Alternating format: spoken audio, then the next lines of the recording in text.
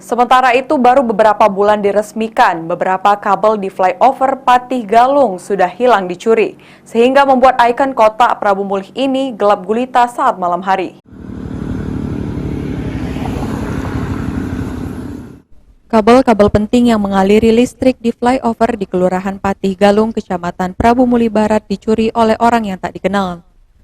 Kejadian ini mengakibatkan mati totalnya penerangan di sepanjang flyover sehingga mengancam keselamatan pengendara dan pejalan kaki yang melintas di flyover tersebut. Menanggapi hal itu, PPK 3.3 BBPJN 5 Sumsel Surya Perdana mengatakan, akibat aksi pencurian kabel listrik di sisi kanan kiri flyover, pihaknya telah membuat laporan ke Polres Prabu Mulih. Surya Perdana mengaku perbaikan akan dilakukan oleh pihak kontraktor karena masih dalam masa pemeliharaan. Diperkirakan Agustus atau September penyedia jasa akan mengganti kabel baru.